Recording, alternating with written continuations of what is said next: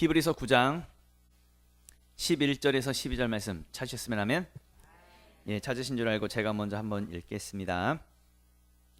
그리스도께서는 장래 좋은 일에 대제사장으로 오사 손으로 짓지 아니한 것 곧 이 창조에 속하지 아니한 더 크고 온전한 장막으로 말미암아 염소와 송아지의 피로 하지 아니하고 오직 자기의 피로 영원한 속죄를 이루사 단번에 성소에 들어가셨느니라. 아멘.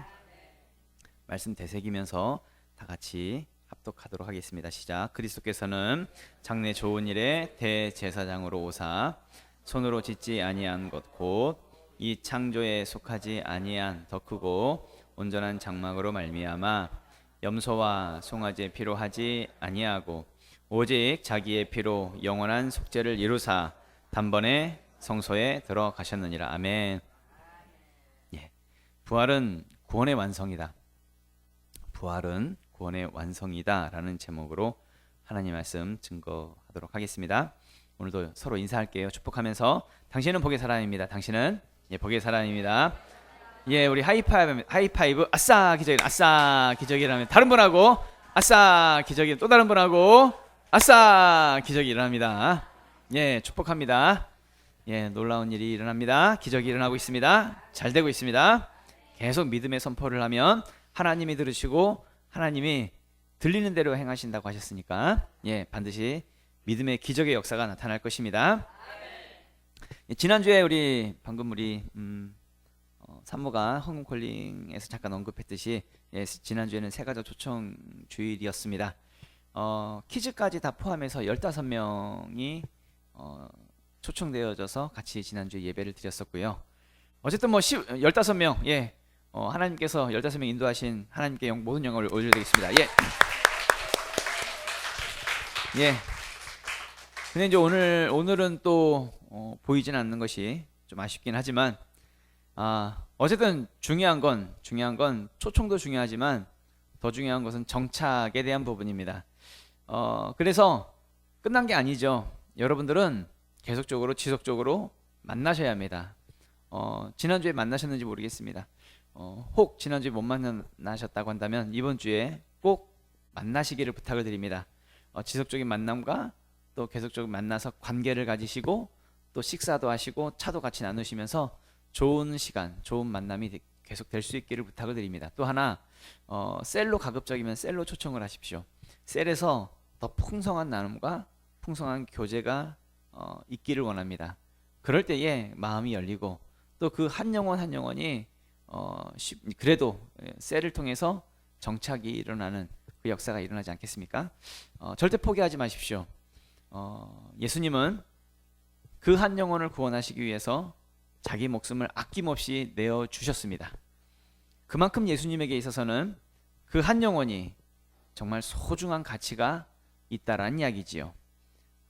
누가복음 15장 7절에도 말씀 보면은 내가 너희에게 이르노니 이와 같이 죄인 한 사람이 회개하면 하늘에서는 회개할 것 없는 의인 99으로 말미암아 기뻐하는 것보다 더하리라. 아멘.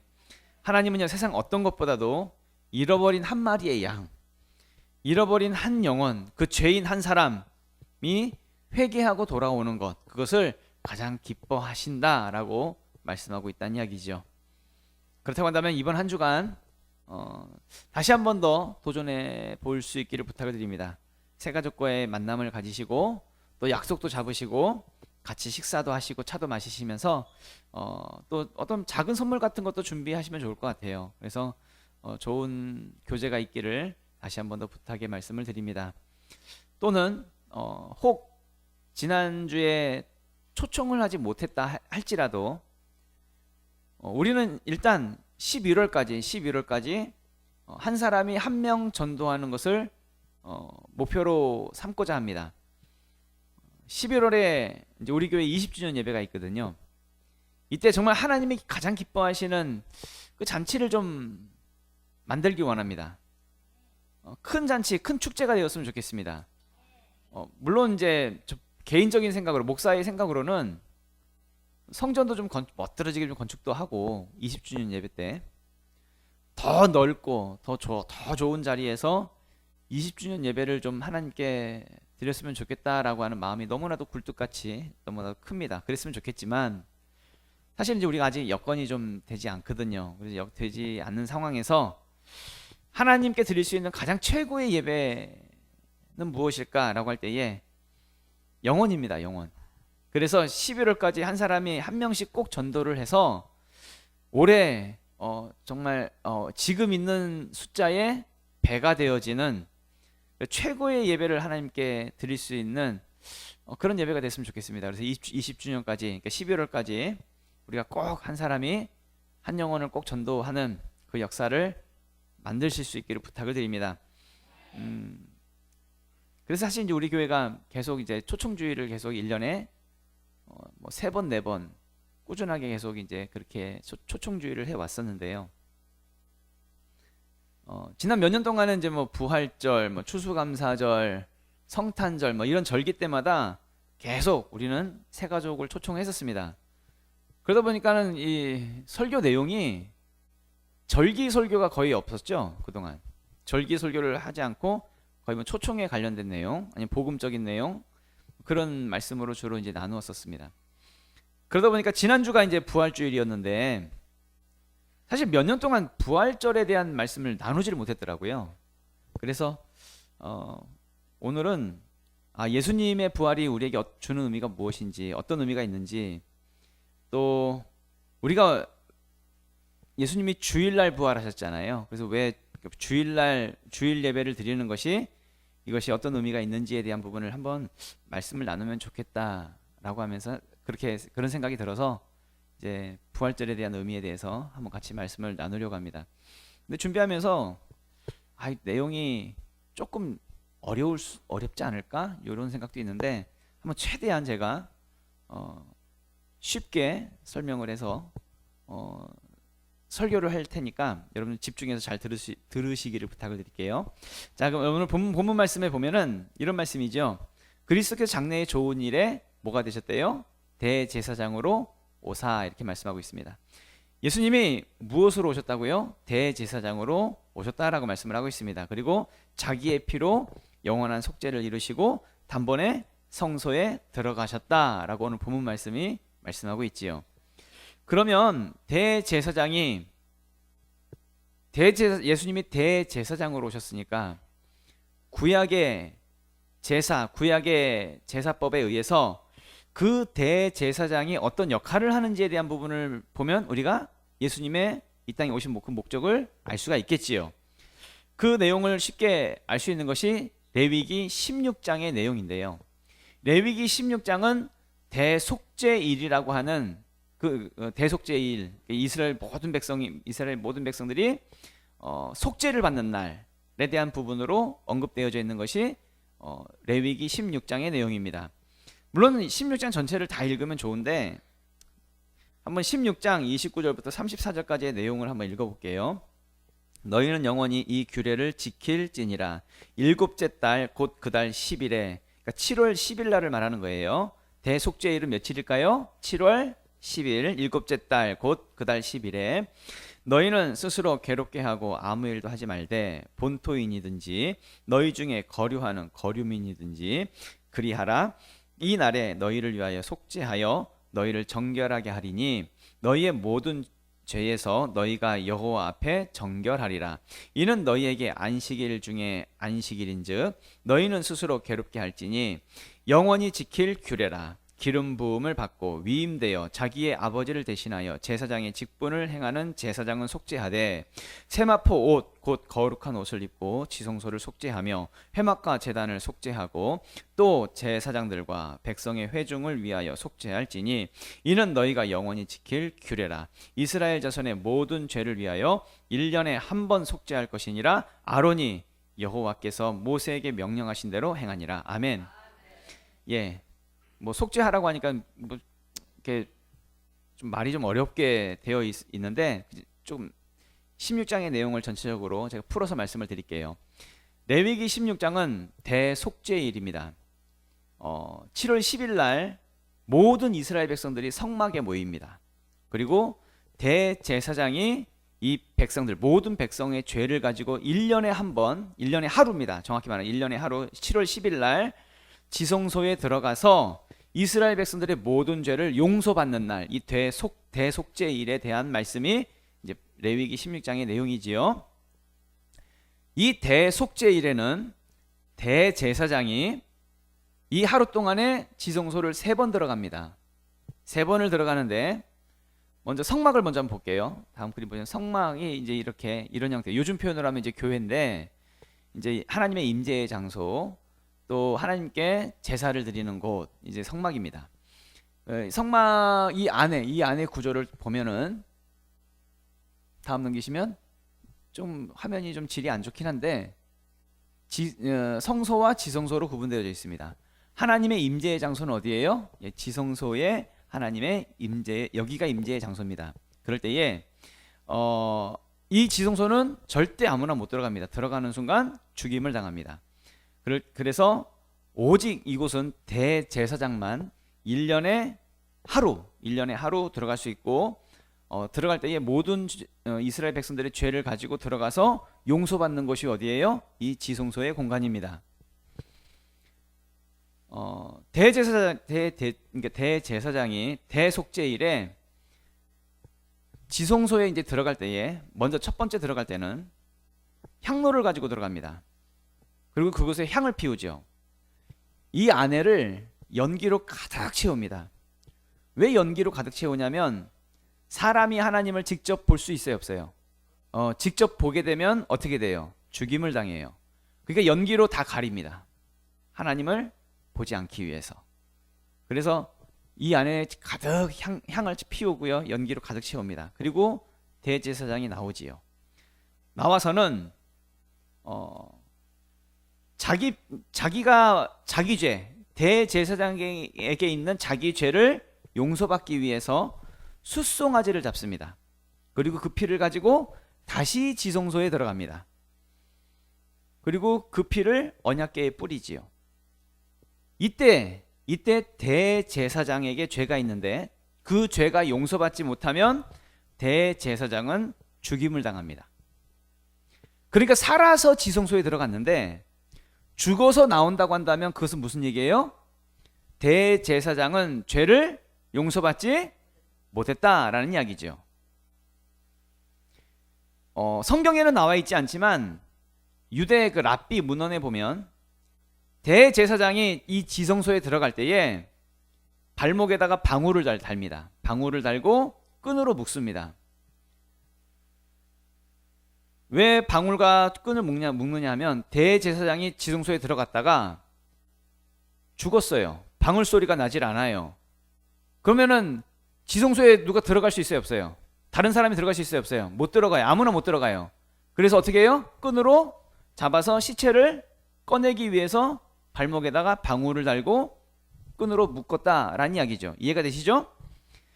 대제사장이 자기의 죄를 가지고 지성소에 들어가서 죽었다라고 하는 것은 용서를 받지 못했다는 이야기지만, 만약에 살아서 나왔다고 한다면 무슨 얘기예요? 대제사장의 죄는 용서받았다는 이야기예요. 그래서 이제 대제사장이 자기 죄를 용서받고 나왔습니다. 그리고 나서 대제사장은 이제 다음 넘겨보시면 염소 2마리를 선택합니다. 그리고 한 마리의 염소에는 아사셀이라고 하면서 광야로 보냅니다. 그러니까 죄를 전가시킨 다음에 죄를 광야로 보내버리죠. 한 마리 염소는 광야로 보내고, 이 다른 한 마리의 염소를 가지고 이제 잡아서 죽여서 그 피를 가지고, 이 염소의 피를 가지고 대제사장은 다시 그 지성소로 들어갑니다. 3번째 들어갈 때에는 누구의 죄를 가지고 들어가느냐 하면, 모든 이스라엘 백성들의 죄를 가지고 지성소에 들어가게 됩니다. 그리고 그 피를 제단 귀퉁이에다가 바르고 손가락으로 이렇게 7번 피를 뿌리게 되지요. 그렇게 해서 하나님께서 이스라엘 백성들의 죄를 용서하신다라고 한다면, 하나님이 이스라엘 백성들의 죄를 용서하시면 대제사장은 살아서 지성소를 나오겠지만, 이스라엘 백성들의 죄가 용서받지 못했다라고 한다면 대제사장은 어떻게 된다는 얘기예요? 그 자리에서 죽임을 당하게 되는 것입니다. 예를 들어서 하늘에서 내가 너희의 죄를 용서한다, 뭐 이런 음성이 들리지 않았다 할지라도 대제사장이 지성소에서 살아서 나온다라고 하는 것은 무슨 의미란 얘기예요? 이스라엘 백성들의 죄가 용서받았다는 의미예요. 근데 죽어서 나오면 용서받지 못했다라는 의미죠. 이해가 되시죠? 그래서 1년 중에 단 하루, 대속죄일 7월 10일 날 모든 이스라엘 백성들은 긴장을 합니다. 왜요? 하나님으로부터 용서받는 날이기 때문에. 근데 잘못하면 용서받지도 못할 수도 있기 때문에. 이 대속죄일에 모든 이스라엘 백성들이 다 성막 주변으로 모입니다. 그리고 자신들의 죄가 용서받기를 바라는 마음으로, 정말 간절히 바라는 마음으로 기다리는데 누구를 기다릴까요? 그렇죠. 지성소에 들어간 대제사장을 기다리는 것이죠. 어떤 마음으로 기다릴까요? 살아서 나오기를. 제발 살아서 나오기를. 그런데 대제사장이 들어갔습니다. 지성소에 들어갔는데 30분이 지나도 안 나와요. 40분이 지나도 안 나와요. 50분이 지나도 안 나와요. 밖에서는 이스라엘 백성들이요, 웅성거리기 시작합니다. 대제사장이 죽었나? 우리 죄가 용서 못 받은 건가? 용서받지 못한 건가? 그럼 우리 어떡하지? 밖에서는 온갖 긴장감이 흐르고 있습니다. 정막이 흐르고 있고 어떻게 될지 모르고 막 웅성웅성거리고 있고, 막 그럴 때에 대제사장이 휘장을 제치면서 짠 하고 나왔다라고 할 때에 밖에 있던 모든 이스라엘 백성들이 어떻게 할까요? 와! 환호하는 겁니다. 소리를 지르고 기뻐하는 거지요. 대제사장이 모든 이스라엘 백성들의 죄를 가지고 자기 목숨을 걸고 죽음의 자리에까지 갔다가 살아서 나왔다라고 하는 것은 이스라엘 백성들의 모든 죄가 용서받았다는 것이니까 그야말로 축제란 이야기입니다. 방금 읽은 오늘 본문 히브리서 말씀은 예수님이 이 땅에 무엇으로 오셨다고요? 대제사장으로 오셨다고요. 그렇다는 것은 우리의 모든 죄를 가지고 예수님이 하나님 앞에 가셨다가 그 하나님 앞에 가실 때에는 염소와 송아지의 피로 하지 않으시고 자기 피로 영원한 속죄의 제물이 되셔서 하나님 앞에까지 가셨다는 이야기죠.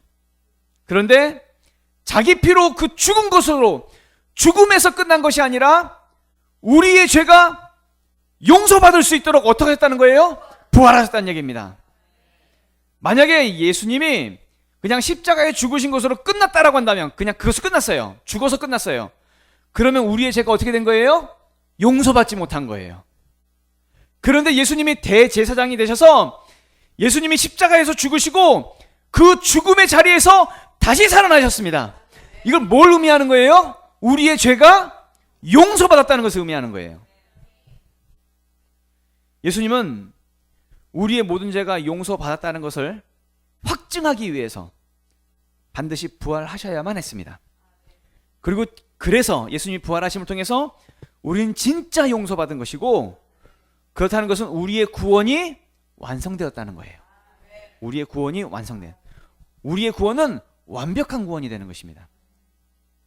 예수님의 부활은 단순히 죽었다가 살아난 것을 의미하는 것이 아닙니다. 무슨 신기한 일이 일어난 것을 의미하는 것이 아닙니다. 예수를 믿는 우리의 모든 죄가 정확하게 용서받았다. 그래서 구원의 확증으로 예수님은 부활하셨다는 이야기죠. 그래서 사도 바울은 로마서에서 이 부분에 대해서 이렇게 말합니다. 로마서 4장 25절에 예수는 우리가 범죄한 것 때문에 내줌이 되고 또한 우리를 의롭다 하시기 위하여 어떻게 하셨다고요? 살아나셨느니라. 아멘. 우리가 범죄한 것 때문에 예수님은 내줌이 됐다고요. 예수님은 우리의 범죄 때문에 어떻게 됐다고요? 죽으셨다고요. 그런데 우리를 의롭게 하시기 위해서 어떻게 하셨다고요? 살아나셨다고요. 그러니까 예수님의 부활 자체가 의미하는 것은 뭐예요? 우리를 의롭게 하시기 위해서 예수님이 부활하셨다는 이야기죠. 여러분, 예수님의 부활로 의롭게 된 겁니다. 예수님의 부활로. 우리의 죄가 완벽하게 용서받은 것, 우리가 의롭게 된 것은 무엇을 통해서? 부활을 통해서. 그래서 부활이 중요한 것입니다. 부활이. 고린도전서 15장 17절 말씀에 이런 말씀 있죠. 그리스도께서 다시 살아나신 일이 없으면 너희의 믿음도 헛되고 너희가 여전히 뭐 가운데 있대요? 죄 가운데 있을 것이요. 아멘. 그래서 예수 그리스도께서 다시 살아나신 일이, 그러니까 부활이 없으면 우리가 여전히 어디에 있는 거래요? 죄 가운데 있는 거라고. 용서받지 못한 거니까. 그래서 예수님이 부활하신 것은 왜 부활하신 것이냐면 우리의 죄가 정말 완벽하게, 완전하게 우리는 용서받았다 라는 것을 선포하시기 위해서 부활하신 것이죠. 그렇다고 한다면 정확하게 우리가 구원받았다라고 할 때에 예수님이 십자가에서 죽으심으로 부활하신 것입니까? 다시 말할게요. 우리가 구원받았다라고 하는 것은, 구원의 완성은, 구원받았다라고 하는 것은 예수님의 십자가의 죽으심으로 구원받은 것입니까? 예수님의 부활하심으로 우리가 구원받은 것입니까? 부활로 구원받은 것, 부활로. 정확하게 말하면 예수님의 부활이 우리의 구원을 완성했다는 이야기입니다. 그래서 부활이 굉장히 중요한 거예요. 부활이. 예수님이 부활이 없이는 우리가 의롭다라고 말할 수도 없고, 우리의 믿음은 헛된 것이 되는 것이고, 우린 여전히 죄 가운데 있는 것이죠. 당연히 우리가 구원받았다라고 말할 수도 없다는 이야기입니다. 부활이 없으면.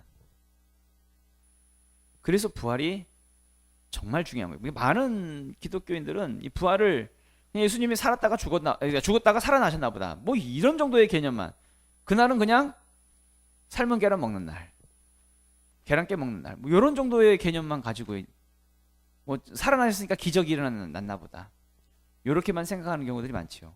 아닙니다. 부활에는 우리의 구원에 대한 완성이 그 의미로 담겨 있기 때문에 굉장히 중요한 날이란 이야기죠. 부활에 대해서 조금 더 이제 이야기를 한다고 할 때에 이 주일하고 이제 또 연결이 됩니다. 주일. 우리는 안식일을 지키지 않습니다. 안식일을 지키지 않고 우리는 주일을 지킵니다. 왜 주일을 지킬까요? 예수님이 부활하신 날이니까요.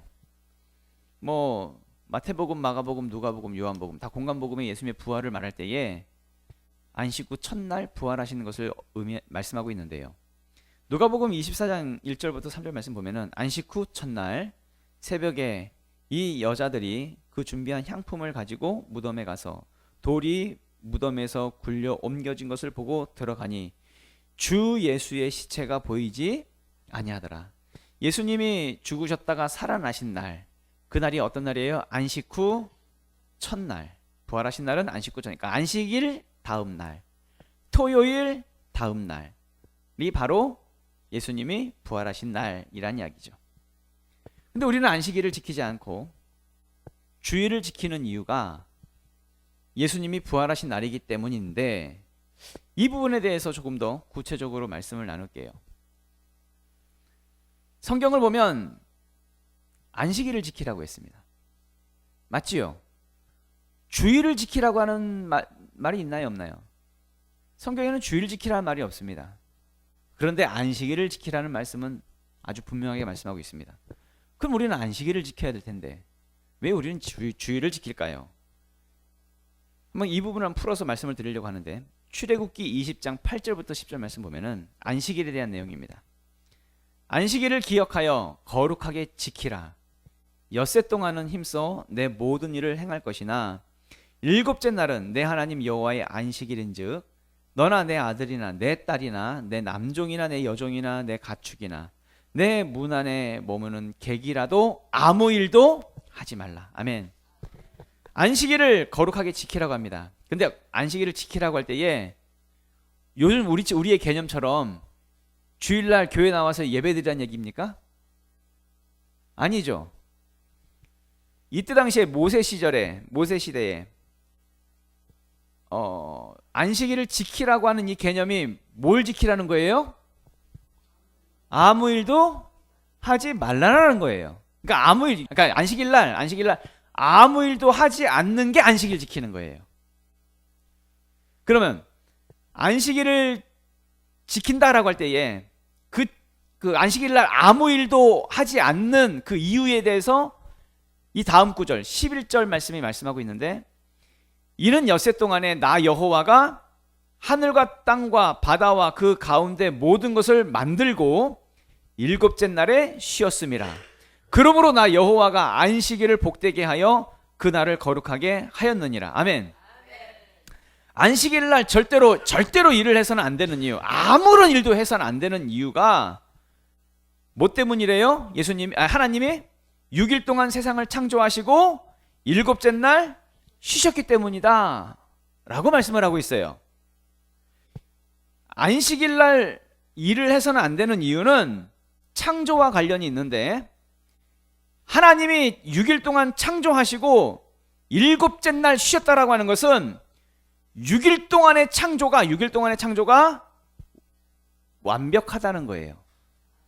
6일 동안의 창조로 더 이상 창조할 것이 없다는 이야기예요.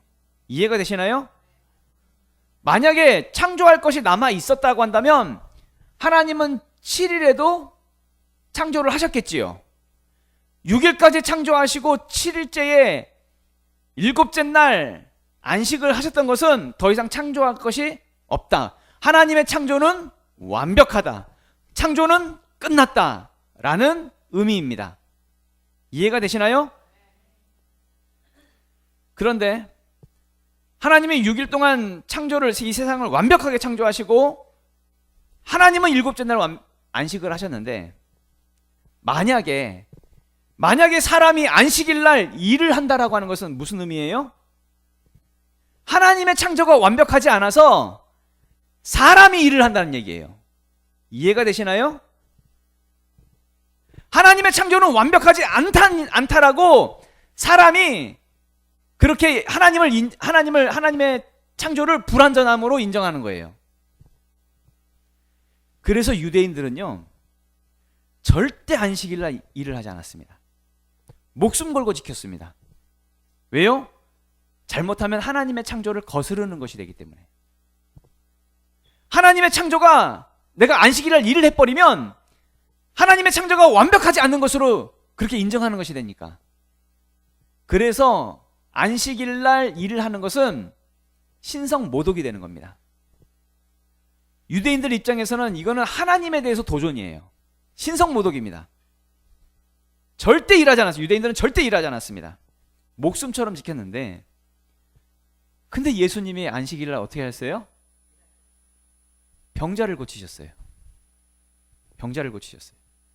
이거 유대인들의 입장에서 보면 뭐예요? 신성 모독이에요, 아니에요? 신성 모독이에요. 그래서 유대인들이 쌍심지를 키고 예수님을 잡아 죽이려고 했던 거죠. 당연한 이야기입니다. 유대인들이 무조건 나쁘다는 이야기 말할 수가 없는 거예요. 그런데 예수님이 병자를 고치신 다음에 이런 말씀을 하세요. 요한복음 5장 16절 말씀 보면은, 그러므로 안식일에 이러한 일을 행하신다 하여 유대인들이 예수를 박해하게 된지라, 예수께서 그들에게 이르시되 내 아버지께서 이제까지 일하시니 나도 일한다 하시매. 아멘. 유대인들은요, 안식일에 하나님이 일을 하지 않고 쉬신다라고 생각을 하고 있는데, 유대인들은 그렇게 생각하고 있는데, 예수님은 하나님이 일하시니 나도 일한다 라고 말씀을 하세요. 유대인들이 가지고 있는 그 개념과 그 생각과 예수님의 말씀이 막 정면으로 이제 부딪히는 거죠. 사실은 이제 뭐 출애굽기도 찾아보고 막 하면서 이걸 말씀으로 좀 풀어야 되는데, 그냥 간단하게 정리해서 말씀드릴게요. 유대인들의 관점은 뭐가 관점이냐면, 이 안식일에 대해서 창조의 관점이에요. 창조의 관점이에요. 당연히 6일 동안 하나님이 창조하시고 안식일 날 쉬셨어요. 창조의 관점인데, 예수님은 구원의 관점으로 말씀을 하시는 거예요.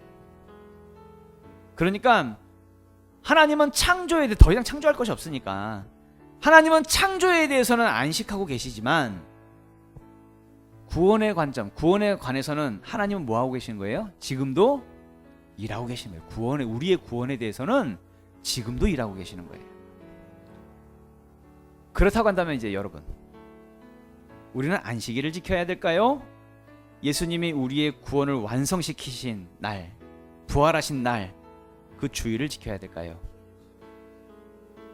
우리가 안식일을 지킨다라고 하는 것은 하나님의 창조가 완벽합니다. 더 이상 창조할 것이 없습니다 라는 의미라고 말씀드렸죠. 그렇다고 하는 것은 우리가 주일을 지킨다라고 하는 것은 하나님의 구원은 완벽합니다. 하나님의 구원은 부활로 완성되었습니다 라는 의미이지요. 이해가 되시나요? 더 이상 예수님 외에는 다른 구원이 없습니다. 예수님 한 분만으로 우리의 구원은 충분합니다. 예수님의 부활하심으로 우리의 구원은 이루어졌습니다. 완전합니다. 그런 의미가 주일날 예배드리는, 주일을 지키는 이 속에 담겨 있다는 이야기죠. 그럼 반대로 말입니다. 우리가 주일을 지키지 않고 안식일을 지킨다고 가정합시다. 그렇다는 얘기는 무슨 얘기예요? 예수님의 구원은 불완전합니다.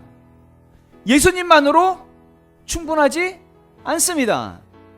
예수님 말고 다른 것으로도 우리는 구원받아야 합니다 라는 의미가 그 속에 포함되어 있다는 얘기입니다. 그래서 이단들이 안식교라든지 무슨 하나님의 교회 뭐 이런 이단들 있잖아요. 이단들은 지금도 뭘 지켜요? 안식일을 지켜요.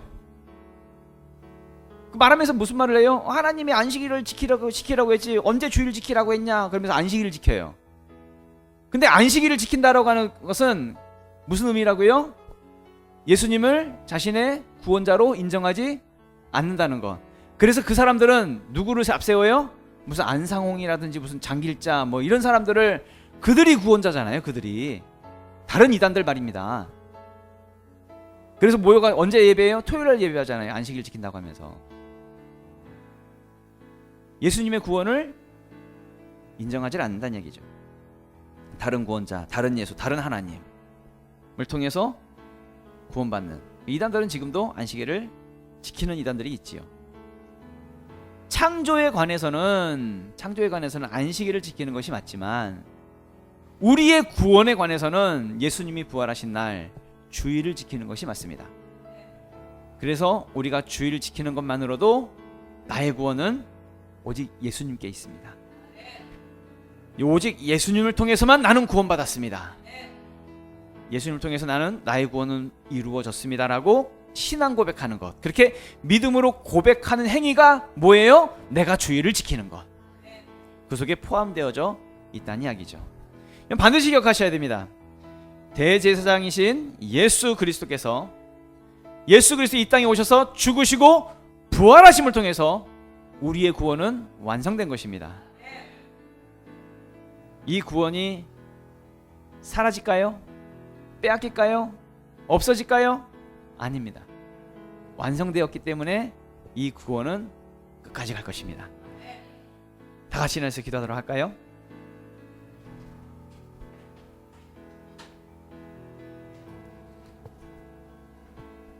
성경 로마서 8장 38절에서 39절 말씀 보면은 내가 확신하노니 사망이나 생명이나 천사들이나 권세자들이나 현재일이나 장래일이나 능력이나 높음이나 깊음이나 다른 어떤 피조물이라도 우리를 우리 주 그리스도 예수 안에 있는 하나님의 사랑에서 끊을 수 없으리라. 아멘. 이 하나님의 구원은 완성된 구원입니다. 완벽한 구원입니다. 부활하심을 통해서 우리가 그 사랑을 받은 거죠. 이 사랑은 어떤 사랑이에요? 끊어질 수 없는 사랑. 완벽한 하나님의 그 구원의 역사가 여기 있는 한 사람 한 사람 우리에게 임하게 된 것입니다. 그렇다고 한다면 어떻게 사시겠습니까? 믿음으로 살아야지요. 믿음의 고백으로 날마다 세상 속에서 믿음의 모습을 나타내며 승리하는 하나님 우리가 될 수 있도록 우리를 도와주시옵소서. 우리 주여 한번 외치고 우리 통성으로 기도하겠습니다. 주여!